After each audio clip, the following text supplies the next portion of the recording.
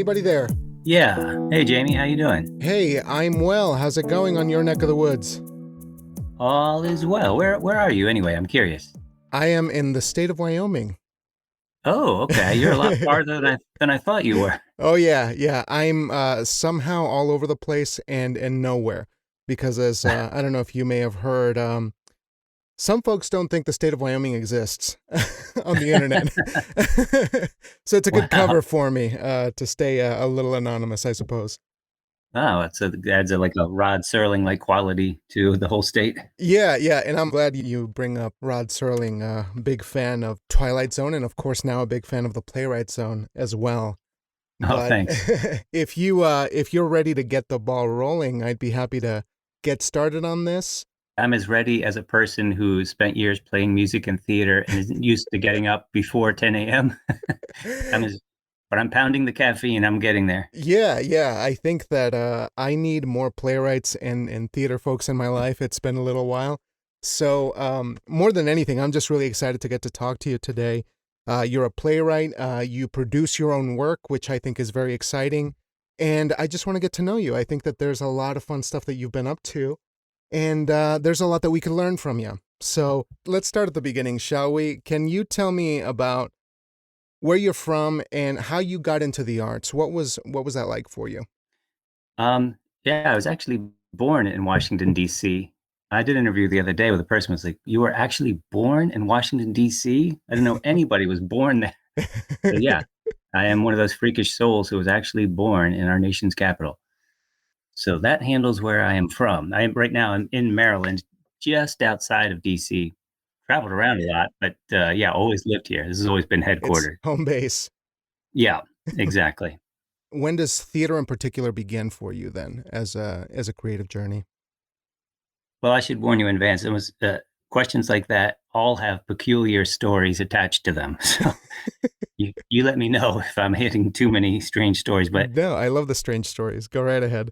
yeah, so I was playing music. I thought that I did some freelance art. I was playing music. This would be probably in my early 20s. And that's really what I wanted to do. I was playing in Mm, bands, and and I was playing in a band where it started to go better and better. We got a really good review in a magazine that a lot of big acts read when they came into town, and we were playing some live gigs that started to go well. And one of the people who owned a venue that we played in knew another person who organized tours, big tours, and they contacted us and said, "We want you guys to go on tour. We're going to support you." mm. So I thought, wow, it's finally all that struggle worked, and now we're going to go on tour. This is life altering. And I called the vocalist for the band, and he said, "I was in an asylum over the weekend." Oh no. Yeah, that's what I said. Oh man. And I was like, wow. And told him what was going on, and he said, "I can't do it. I'm just struggling, and I can't do it." So that was kind of a formative experience. And I thought, well, I can't do this where I had to rely so much on other people to do something artistic. So I thought, I've always loved reading. I love plays. I'm going to try to write a play. So after that experience, I literally sat down and started writing my first play. And fortunately, that play was accepted somewhere for a reading, I think. And that just got me hooked. And I thought, wow, I could do this on my own. I don't need other people. That sounds awful. I mean, I can at least create something without having to rely on other people, or things can go very wrong Hmm. very quickly. Right. What kind of music did you play when you were in the band? It was a mix. It was there was some rock oriented, blues based, some funk kind of a feel coming from a Mm. DC area. Go go was big at the time. So it was a real mix of styles. Yeah. What kind of music were you listening to at the time that kind of got you into that direction where you said, music is going to be the thing for me before, of course, the fallout in those difficult situations? That too, I'd have to say, was a mix. I really love classical music, and I think that edges into it. Yeah, so that was part of it, but also I love Stevie Wonder. I think he's amazing. Hmm. Beatles, all the classic kind of stuff. So what year was this around the time that you were making your inroads musically and then made that transition to playwriting? This probably would have been early 90s, I would say. All right. So that must have been an interesting time to sort of switch gears to go from collaborative sort of endeavor to something that would be more intimate, more your thing. Did you feel like that suited you better the moment you started doing that? Yes, the short answer is yes. But yeah, at the time, let's see, how can I word this delicately? Being musicians can be an interesting group of people. Let's put it that way. Um, I Yeah, I had all kinds of stories around me. Another friend of mine was playing in a band where they were also doing well in the DC area. DC is actually a very good arts area for theater and music, but Mm, they were doing really well. They had a big executive come out to see them at a live gig, and they were really excited because they were about to get signed to a big deal. mm. And their singer showed up, and he had a serious drug issue, Oh and no. he showed up in really bad shape, and that really changed their lives around the same time. So I had a lot of the stories like that going around, and certainly not all musicians are that way, but there was a lot of that kind of stuff going on. It's sort of a volatile group of people, Right. to put it delicately. No, for That's not, sure. Yeah. yeah, so theater is obviously very collaborative too, but at least you can control the part where you what you create is there. You can create something complete. Yeah, and I think I guess I would be interested to know if how much power you think the playwright has, because now that you've been doing this for a long time, and I know we're going to be jumping all over the place, but this idea of the playwright as being almost an overseer, having a bit more of a voice in the creative conversation versus say screenwriting or anything else. Do you feel like that has been the case for you, especially now that you get to produce your own work? Yes, I mean I don't solely produce my own stuff. I've had Yeah. a lot of other productions over the years. So yes, I do. That part has been very good, where people are really careful. Once you go to a theater company and start working with them, they're very careful about changing anything at all Mhm. without talking to you first. Um, Working with dramaturgs is always great. Yeah. So yeah, that part of the process has Right. been great. They're very respectful of the script, and most recently, I worked with a great theater company in the DC area called Avant Bard. Hmm. I really liked it because they were all actors and artists themselves running it. So yeah, they're extremely respectful, but they're full of creative ideas. So it's great. Yeah, I love being around creative people. Hmm. So going back to the moment when you maybe finished your first couple of drafts, or you felt like you had something good to start submitting to theaters, or perhaps just starting to hit the submission process, do you recall what that experience was like, or what was the play that did it, that got your foot in the door, and maybe a little bit about that time in your life?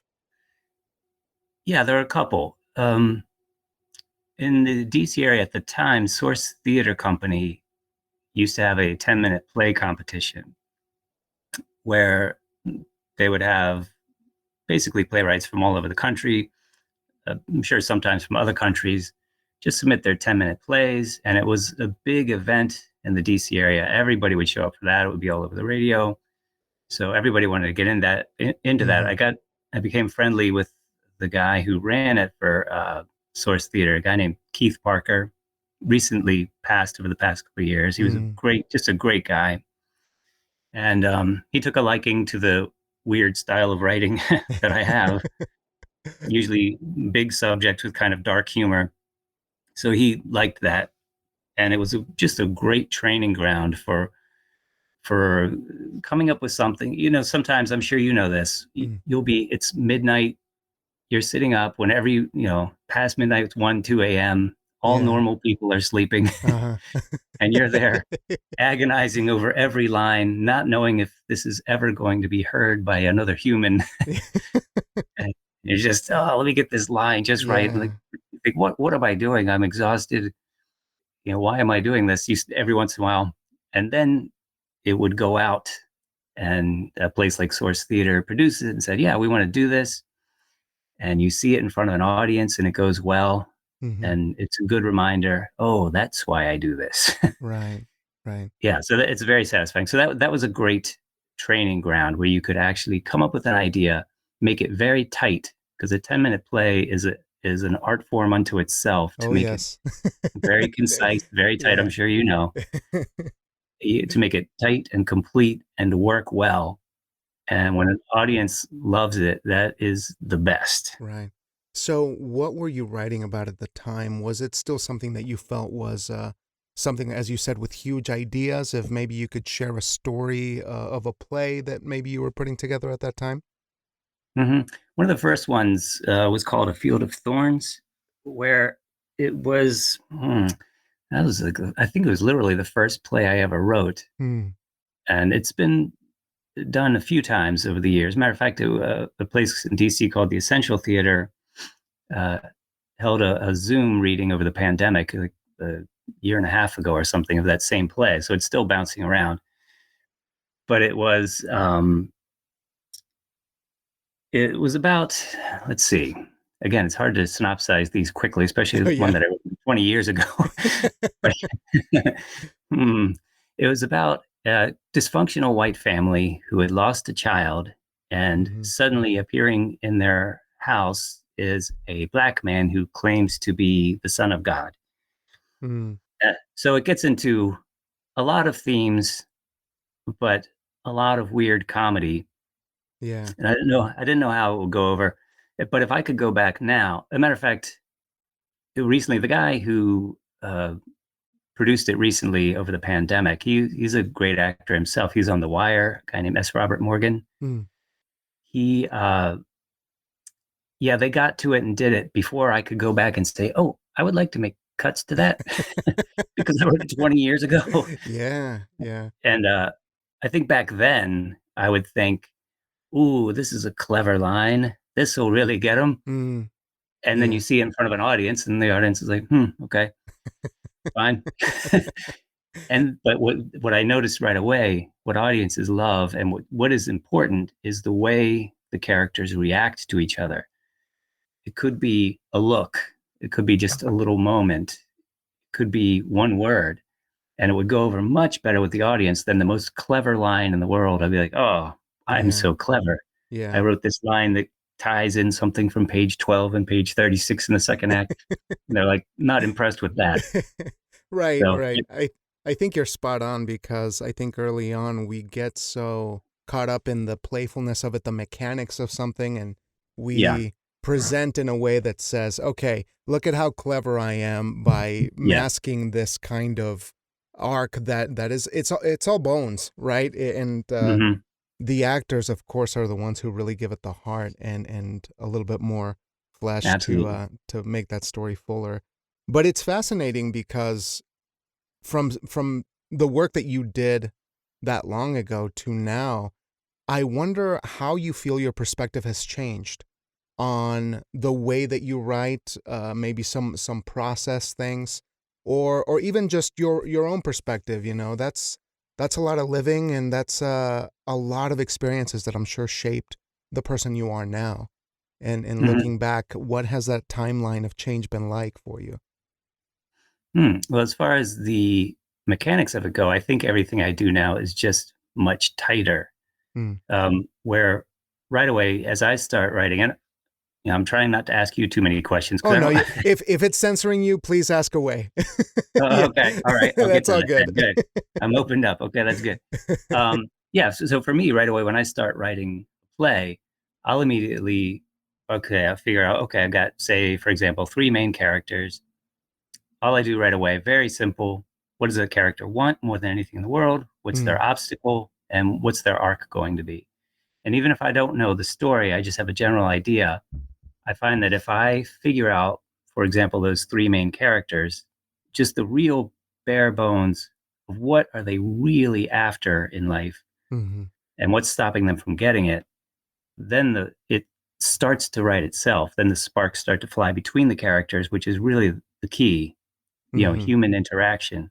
Right. So as you, I'm sure it's the same. Well, I would guess it's the same way for you that, No, I think yeah, I would say that for me, that has been one of the biggest lessons to learn because I started when I was younger, it would be a conceptual effort, right? mhm, Very yeah. much, what is the theme? What are the visuals going to be? And me being a fan of movies and music, I was really more drawn to the spectacle of something rather than the emotional aspects of something. And over the years, I feel like it is a matter of chipping away because that spectacle that draws people in and the beautiful, theatricality of something Mhm, uh, almost takes away while you're in the process of figuring out the wants and those yeah. needs. And for me, I think that's always been my biggest uh, thing that sets me back sometimes. And I have to be very aware of when I start something to go for the heart rather than, what they're wearing and what the fashion of the play is going to be.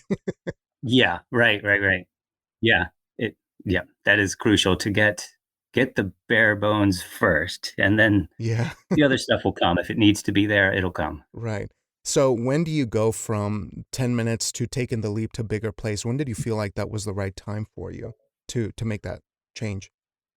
Oh, Or that leap, I should say. I was completely foolish right from the start. My first thing was a full length rambling thing. Mm. So yeah, I had no sense of humility whatsoever. I just came right into it. And I was like, I'll do a full length. It'll be great. That's the way And to do it. Yeah. yeah, I just went in full bore. But quickly you learn humility very quickly when you really start it. And it's like, Right. okay. Right. This huge epic is actually just a sprawling mess. Yeah. When was the first time that you saw something that you worked on, whether you wrote it after reading the draft again or perhaps seeing it even on stage that you realized, okay, this is where I'm progressing or like where you've identified that you started to understand, you know? Um, That's a very well, broad question, but no, no, no, yeah. no. Something comes in mind. I'm just trying to think of how I can respond to that without sounding completely egotistical. Well, we have to be in at some points in time during this process of that's full of doubt and uncertainty. Right. Yeah, I know. There's a lot of humility that comes your way along the path, so you don't get to you don't get to sound like you know what you're doing too often. So yeah, well, actually, I do know the first time. Well, one of the first times that I remember very vividly was I had the same guy actually, Keith Parker from Source Theater, just called me and said he wanted to get I don't remember how many, 6 or 7 playwrights from the DC area. He really wanted to highlight the talent that he felt was in the DC area. DC's always like trying to say, hey, we know New York is there, but we're good too. It's always that kind of attitude. So he wanted to get that together. And he said, I'm talking to the Kennedy Center. We're going to do play festival with 6 or 7 playwrights from the DC area. And I want you to do one. Just write something in your weird style. He said, I think it'll go over. So I said, I think I've been complimented, but I'm not really sure. It's like, okay, we got these traditional guys. Let's make sure that we have one of our weirdos come in too. But I'll ask you a Exactly. question about that shortly. Go ahead. Exactly. They said, we need somebody weird. And he called me. So I thought, well, weird I can do. And I came up with a short play. And actually, it was the one that I filmed fairly recently, Mm, where the man from Israel and a man from Palestine are both trapped in an elevator together, which sounds like the opening to a bad joke. mhm. But it actually, as I was writing that, I thought it came up because, you're driving around in your car and you hear the news and you start wondering, does anybody else realize? I assume other people realize that there's a constant pattern of really absurd human behavior that drives everything. Oh yeah. Like, and you hear about the Middle East, and you're like, oh my God, this has been going on for thousands of years. There's certainly in America, we have more than our share of bizarre human behavior. Hmm. And, if you're in the arts, you think, there's a play. So I thought I'd write a play that seemed try to make a comedy about the Middle East, which is I thought would be an interesting challenge. And so I came up with that play. And as they were first, he told me he said, we're worried that this is going to cause a riot. Mm-hmm. And he said, the Kennedy Center staff he said, I like it, but the Kennedy Center staff is actually really worried Mm-hmm. that you're going to cause a major problem. Yeah. Yeah. And I said, well, it's not judgmental. It's not even taking sides. It's not, Right. it's Right. not nasty in any way. It's just seeing the comedy in human behavior. And he said, I'm with you. I'm just not sure everyone else is. Right, and that's one of the pieces that I did see from the Playwright Zone, and I gotta applaud you because you gotta try it, right? It's not something Yeah. that you can stop yourself from doing, but I think I recognize what you're trying to say about looking at it from just the absurdity of human behavior from that perspective, and at that point, you're zooming out in such a way that you are not just talking about culture, you're talking about the things that are afflicting us as a species. Hmm. And I really admire that because it is something that I'm drawn to myself that really just makes me feel like are we actually looking up? Are we actually looking at each other and realizing that we can do better than this Yeah, as a species, right? And absolutely. that is always something that might seem offensive at first glance or might seem like this person is not looking into nuance, but um as an absurdist myself, I feel like that is the challenging route, at least for me, to Yeah. try to reconcile some of these issues that really question whether we're any good at all as a Yeah, species. absolutely. But that was well done. I mean, I thought that was a really interesting piece and not an easy one by any stretch of the imagination. I mean, that it's, Yeah. something that somebody really has to have the courage to talk about these things. But how did it go then when you proceeded, or if you didn't proceed? That one I always remember because it just went very well. It's sometimes I'm sure you must experience something similar where you feel sort of like a mathematician coming up with this vast equation and you don't know if it's all going to come out in the Yeah, end or if yeah. you've done it correctly. So with that one, yeah, the Kennedy Center, I've been fortunate having a number of things there. They've been very nice to me. And Mm, when you're in that big, huge room, I mean, they have many rooms, but yeah, in one of the big ones, and it's such a historic building, and every line just seemed to hit. It was like coming up with an equation where everything worked, and you're kind of shocked. yeah. You're like, wow, Like, I pulled wow, it off. yeah, this weird thing that I came up with is actually Yeah. working. So yeah, that was really nice. It was also my father since passed away, but he got to be there to see it, and some Mm. of my family got to be there, so that was nice too. Oh, wonderful. Um, and everything just seemed to hit. It wound up the audience voted it first place, and it was just really, even though it was a short 10-minute play, it was just a very pleasant experience from start to finish. So Hmm. that was one where, uh, yeah, really struck me as being, if I wasn't addicted already, I'm definitely addicted to this now. Yeah, that's the difficult thing too, because it's always such a long road to another production, another opportunity, or something like that. But it seems like you, by that point, you were establishing inroads with people. They knew you in the community, so it was definitely more of a possibility. Like, okay, we'll get back on this again because we need to feel this moment with the audience and experience it together. Yeah, yeah, it's definitely something I loved about playing music that I also love about uh, putting plays out there is this sense of everything in that room changes for the better, really, where everybody's thinking, everybody's feeling deeply, everybody's laughing together. It just creates an amazing sense of connection with people. It Hmm. alters the room completely to where you wish things would be like that all of the time. Yeah. You can be walking around a grocery store, nobody has any expression on their face, and it's almost like, everybody's just kind of not there. But when you have something with the arts going on, everybody's all pistons are pumping. Everybody's on full bore, fully alive, and it's just great. It's the best kind of liberation, I would say. Absolutely. But speaking of weird, because I love this question of weird and what is weird. What are your theatrical lineages? Like if you can pinpoint a couple of theater practitioners or maybe playwrights from, that came before that Hmm. influence you, that inspire you, that maybe you go back to when you feel like you're running out of direction. Hmm. Yeah, I'm sure like you, there are a number of them. Oddly, the first one that comes to mind is Under Milk Wood by Dylan Thomas. Mm, I don't know if you're familiar with that. It's just a really odd, obviously he's a poet, really. Um, but he wrote this play for voices where this blind sea captain is telling the whole story and going through this very peculiar Welsh town where everybody's just really odd. yeah. So it has an interesting sense of humor, an interesting point, amazing use of language.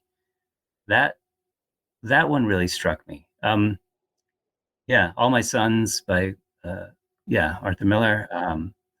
Yeah, there's so many. Let's talk about some of the work that you're doing to reach out into the community and to try to make a difference because you have a production company, but you're also an educator. You teach children and adults. You teach film and theater. Is that correct? Music?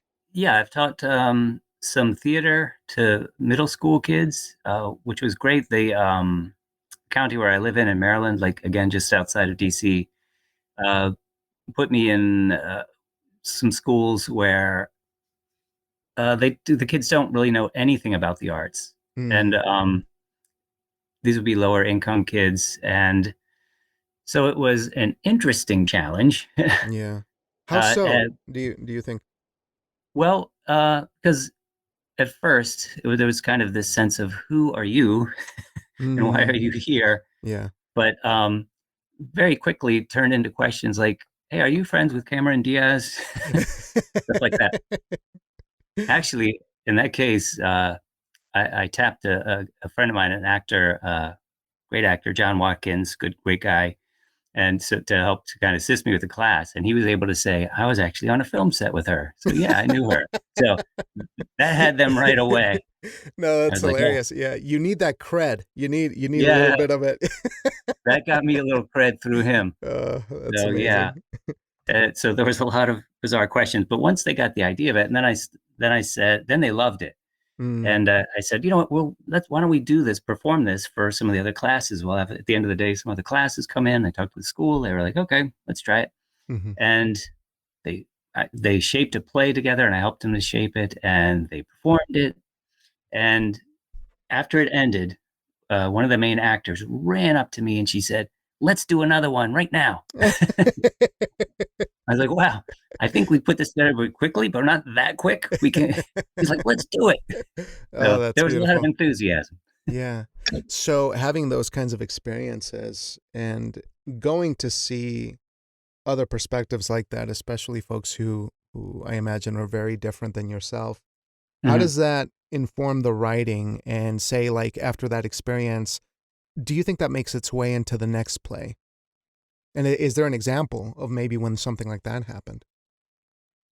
Yeah, but their perspectives, it all comes back to it's just very human. It tends to come back to the same kinds of things Mm, about what we all want, about loss, about things that are moving, things that are funny. mm-hmm. It really so the potential for art, and it sounds so cliched, but was in really every one of them. Mm-hmm. They just were unaware of it and it had never been tapped before. Right. So Right. they really loved the idea and of just the arts in general, and Yeah. they picked up on it right away. And it was it wasn't like it was so different. Although I have worked with kids in areas where um, I would have to clean, go look at the playground beforehand and look for crack pipes and stuff to Oh, to wow. throw out. Yeah. That were kids whose lives are different Yeah. and you have a Yeah. tough time. But essentially, it's all the same. It's just Mm-hmm. part of it is caring enough to make them aware. Oh, there are other things out there. Right. And so for you, would you say that what are some takeaways for you, from having those experiences personally? How has educating in those areas affected you? Well, I've always tended to go for big themes. They're just the most interesting to me. Mm-hmm. Um, I've worked with several. I'm not black, but I've worked with several black theater companies, and I'm not sure that would have happened if I hadn't worked some areas that didn't have. They were mostly Black population areas. And Mm-hmm. it definitely makes you aware of different people's experiences based on things that really shouldn't matter, but do. Yeah. Yeah. And yeah, so that, yeah, it definitely informs what you're writing, the perspectives you're coming from. People have Mm-hmm. asked me over the years sometimes, like, what is it like? Um, well, one example here, I'm stumbling around. I'm trying to pound this caffeine so I can think clearly. But And hey, before you answer, thank you for doing this in the morning. I know oh, no, it is it is madness sometimes. yeah, But feel free to no email problem. me and we can do addendums to the to the No podcast. problem. It's starting to kick in, the caffeine. So, one of the recent plays I did with Avant Bard was called Torn, which was about this moment when Teddy Roosevelt in 1901 invited Booker T. Washington to the White House, and it created, a huge national scandal. That how could you invite a black man as an equal to dine with you at the White House? And Mm, absolutely ridiculous. And we still have some of these stupid problems, yeah, sadly. yeah. But the actor Reggie Richard, who played Booker T. Washington, asked me quite bluntly. He said, "If you don't mind me asking you, what is it like for you as a white guy writing this play, about these themes?" And I said, "It's all in the American story. It's all human beings. It's really all comes down to the same essentials." So, in other words, I think if you're say a gay middle-aged Asian woman, should you be able to have a Hispanic male teenager, or anything that's very different from your world? I think that's good. I think that's positive, as long as you have some research, some experience, and a lot of empathy, that you can come into, from a perspective of another character who lives a very different life than yours. Hmm. Um, as long as you have the research and the empathy, yeah, I think that's good. Yeah. So, And I do agree that maybe perhaps a lot of us we know I think a lot of us as creatives, we have enough empathy to share with the world that we're coming from a good place, especially mhm, when we're writing. And right now, things are fairly contentious sometimes because there's discussion of whether people outside of their race can write anything other than their own race. And I think that's I don't think that that's a positive thing. I think that we all should be able to write what we need to write because, as you said, we're part of the human tapestry, and mhm, we need to be able to have access to those stories so that we can complement each other and we can bring out the best in each other, whether it's culturally or historically, try to find the common ground in many ways. And it seems like that's what you're trying to go for, is to transcend some of these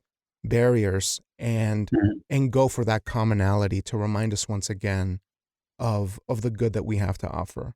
Would that mhm. be would that be a fair assessment? Absolutely. And Yeah. if you don't mind a quick question, have you ever written a character that was just very, very different from you, whether it's a different race, Mhm. obviously different gender, Yeah. whatever it may be, Yeah. different religion? Yeah. And I think in those situations I had a lot to learn because I my thing, I mean, being a Mexican in Wyoming, and I'll just confess something really quick. When I was younger and really studying playwriting, I had had some experiences with white men that weren't exactly favorable to Hmm. all white men. So That's I probably putting it very tactfully. yeah, and so I'm trying, but my that was my worldview at the time, and in having those experiences, I needed to find some kind of analog to share it with the world, and in the play was the thing. So Mhm, over time, you start to find a little bit more nuance, and because this is my home, Wyoming is my home. I'm a Mexican who's been here since I was 10 years old. I've been other places, but this feels like home and I don't really have a choice about it. So what do I have to do? I have to try to make my home better by opening up the perspectives of what not only what a brown man can be in a very white population, but what standards, or maybe how a white person could be better mhm, in a lot of these interactions. And I think I just didn't have the nuance back then mhm. to respectfully depict somebody, and I think it goes both ways, and that's kind of what I'm saying, that Did yeah. white characters tend to seem almost like caricatures to you? Because I'm wondering if a lot of people you ran into You were know, just racist or whatever. some of my uh some of my antagonists might not have been as fully fleshed as I would like them to be. Whereas now I think that the work has been done for me Hmm. to have something that is more substantial. But when I was younger, I mean, that was definitely the case, because I was coming from a place of fear rather than Yeah. one of just being completely open. And different times too. It was the late 90s, early 2000s. So it's like, okay, yeah, there was a lot happening in Wyoming, that was fairly contentious. So I think everyone was just kind of on their tiptoes, and trying to be careful. Um, Is it a little better there now, as far um, as just you know, outright racism or? I would say, Wyoming is a peculiar state in that culturally it used to be live and let live. That was Hmm. sort of the motto that this primarily conservative state held. And to be honest with you, since 2016, things have gotten fairly tumultuous here. I mean, they people are just more vocal than they used to be. But the sentiment in my thinking has always been there.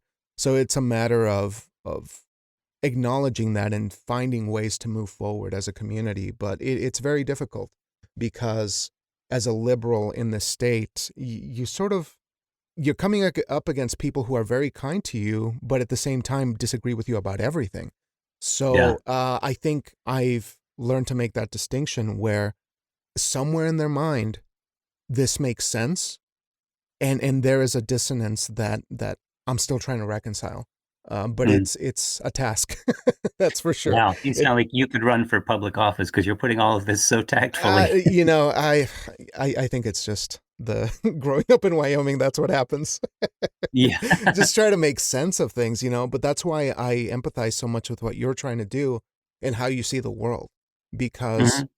hitting walls, intellectually, emotionally, through most of one's life, it's like you got to transcend a little bit more. And you Hmm. got to see, where are we going wrong, especially after 2016. It just seems like Hmm. uh, you know are we the clowns, are we the audience, are we both, are we doing a one person show where we switch characters, it Right. doesn't make any sense.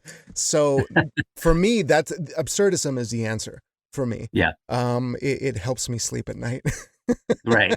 I get it. It's either that's that or alcohol. It's one or the other. Yeah, yeah. Sometimes And both. yeah, and it makes me sleepy, and I really don't want to lose hours. So I'm like, yeah, I'll just go with absurdism for now. But yeah, I know we've derailed it a little bit, but I'm curious of your production company and how that came to be. Like, how do you go about creating and putting a team together? Maybe some people that you trust, and reaching out to collaborators. How does Hmm. it work? Um, well, there's a lot to that. Well, first it kind of started where during the pandemic, I saw a lot of actor friends of mine, their world was just kind of shut down. And there were no film jobs, there were no uh, theater jobs, certainly. Hmm. So I thought, well, what can I do to get a little bit of payment out to these people who are so talented? I know so many people that, they get smaller roles in major movies, and they could be doing so much more. Or you see them on TV all the time. Friends of mine who are so talented, it's just so tough to get through. And with the pandemic, it was just almost impossible. So, Mm-hmm. well, hey, we could film some stuff, put it out there, and do it really responsibly during the pandemic, with very few people, in a very basic way, but get a little bit of payment to one or two crew members, Yeah. a couple of actors, very just like no more than two actors at a time. And so it started like that. And it was really fun to do. I think very therapeutic for all of us. We got some great stuff out there. Yeah. And then I started thinking, okay, there are more ways of doing this. And going back to what you were saying about, political matters and things like that, which are just so absurdly extreme now. Um, and you see so much just primitive nastiness online where you think, how are people comfortable saying such terrible things to other humans? So I thought, well, maybe I can get one left-wing person, one right-wing person, get them just to ask them a few maybe edgy questions, see how they respond, tell them, you have to be civil, and then get them to react to what the other says. I called that the panic room. Um, Yeah, yeah. and so that's been really interesting. I'm trying to put more of that together. It's hard to get people to be willing to do it because it's so Isn't that good. fascinating? My Yeah, goodness. I think that's just so peculiar because that's the answer. As yep, much as we sometimes feel like a disgust to say, how could you possibly feel this way or think this way or believe that right, that's the right way to go about things? We still have to show up at the table, because if you don't show up at the table, they're going to keep doing it.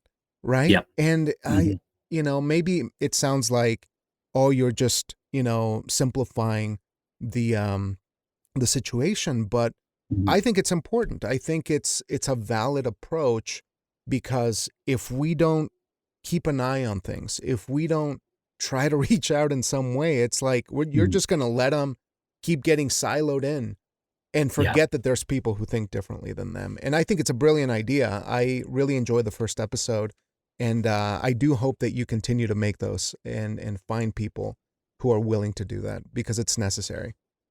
yeah, Yeah. yeah. I hope I'm still able to find people to do it too. it's, it's an interesting idea, but people are pretty reluctant. And Yeah. what I'm finding interestingly is that particularly right-wing people are really reluctant. So I'm having a tough time finding people just willing to sit down and talk, Yeah. and it's you would think, well, if you're removing the conflict by making it simple, then why is it entertaining? But the conflict is definitely built into the Yeah. situation, Yeah. so that's there. But there's no lack of that. Yeah. Well, I'll see if I can make some noise over here and get you some conservatives, because there's a whole bunch of them over here. Oh, you got a little breeding ground, a little stable. It's probably it's the reddest state, I would say, Yeah, per capita. Yeah, without a doubt. And yeah, and I'm fine with that. I think it's good to, it's okay to have opposing points of view. It's just, oh man, there's some points where you have to get off the station where I yeah, hate Jews, and you're like, what? No, okay, nope, nope. right, right, Yeah, there's a line. absolutely. I would say so. Yeah, I definitely agree. But I applaud the effort to Yeah, put something like that together, because I think if artists don't do it, then surely politicians won't. yeah, exactly. We'll have a very different spin on the whole thing. Yeah. So I got a couple of more questions to be mindful of your time, but John, this has been awesome, and I really hope we get to chat again a bit more freely, and I'll ramble on a bit more when we have some more time. No, But no, that's great because I don't actually get to talk to other playwrights that often. So yeah, I would yeah, have a ton of yeah. questions for you. Same here, same here. Can you tell me of what's on the horizon for you? What projects are you looking to tackle, or is it strictly the Playwright Zone and doing more of this production work? Um, well, let's see. The play I told you about, Torn, that one will be, they tell me they're going to do sort of a public reading of it in a park in a lower income area where they wanted to make sure that it's not just basically, to be honest, not just white people seeing it. Yeah, yeah, And it wasn't that way in the audience before. It's a fair mix, but they want to make sure, that it's there for wider community and wider audience and black areas where more black people will see it. yeah, So to be quite blunt, that's what they're telling me, and they want to make sure everybody gets a chance at it. And they may do a full production, but we'll see. So that's coming up. That'll be fun. I'm looking forward to that. And yeah, more episodes of the Panic Room, more episodes of the Playwright Zone. I'm doing this children's show with a actress friend of mine named Tia Shearer Bassett. She's just great. Where mm, the idea is to make kids laugh and learn, and they're uh, showing it in Children's Hospital here in DC, so mm. sick kids can watch it. So Oh, that's great. fulfilling. I'm just trying to put as many positive things out there as I possibly can. Oh, that's beautiful. That's wonderful to hear. Two more, and then I'll let you enjoy your Sunday. Yeah, So, I'm enjoying this. This is yeah. fun. Oh, great, great. So, what do you think? I ask people a lot about resolutions and what they have to look forward to and things like that. But because it's January, I'm curious what your intentions are this year to improve your craft or to work on your creative perspective. Are there some things that you've thought about, or do you believe in intentions or resolutions at all? I'm fine with resolutions. That's the silliest answer you'll ever get to that question, but I have no objection to resolution, but or revolutions for that matter. Yes. But yeah, but that's like an ongoing thing for me. But I'm sure for any playwright, you're just constantly churning things out and always trying to do the next really interesting thing. Uh, Once in a while, what I notice I will do, which is a bad habit, is I'm more interested in the process of writing what I think is a good play. Then I'll put it on a shelf somewhere, figuratively, and but I have to get myself, all right, I got to put that one out in the world. I'm having a pretty good number. I'm actually very fortunate. I have a pretty good, I think in the last 3 years, I've probably had 6 productions or something, Oh, awesome. from other theater companies, aside from what I'm doing with the playwright Jouska Productions and all of that. So yeah, I'm getting stuff out there pretty often. But this year I want to really push a lot of interesting projects out there. That's sort of, I guess we'll call that a resolution. Perfect. That sounds like a plan to me. And before you go, I just want to ask you if there's something that you'd like to pass on to somebody who's just starting out in their career as a creative, whether it's a musician or somebody who wants to make visual work, video work, or a playwright, theater Mhm. person. Is there something that you can pass on that might make a difference in the very early stages that Mhm. maybe worked for you? Keep creating stuff. Just keep creating. Just keep putting it out there. Talk to people. Connect to as many people as you can, because it's the connections with other people are going to make the biggest difference. And I'm pretty sure you would have found this too, but it's really time weeds out the people that really have to do this. It's like you Mm-hmm. that just need to create artistic things. And if you're one of those people, you will keep creating stuff. And the more you do that, the more you connect to other people, the more your stuff will get out there, whether it's music or plays or film. Especially now, because it's much easier than it used to be to, you can pull out a phone and make a movie, really, and make a pretty decent one. So just get out there, create stuff, create opportunities, collaborate, just keep creating stuff, and don't be discouraged. Don't let anybody tell you you can't do it, because you can. And that is a magical, positive note to end on. I think that's perfect. And John, I want to thank you for your time again, for sharing so much of your experience and insights. This has been so much fun. I want to keep talking to you because we just scratched the surface. Yeah. Oh, This it's could been go fun on for for a me too. while. Oh, I could have a boatload of questions for you. I'll let you interview me next time, when we're Okay. when we're bored. Okay. That sounds good. But it's truly been a pleasure, and I just want to thank you for the work that you're doing, for bringing positivity and light into the world, and to trying to think of the bigger issues at hand, the existential ones, the ones that Hmm. really are always lurking over the shoulder, and for being awesome. We'll talk about music some more, but thank you for all the work that you've done. Oh, thank you. It's very inspiring, man. All right, so I will be in touch real soon, and yeah, I'll bug you over the internet. Please feel free to send me some links, and Mhm. yeah, I'll talk to you real soon. All right. Sounds great. Thank you, Jamie. Hey, John, thanks again, and you take care, okay? Talk soon. You do the same. All right. Bye. Bye bye.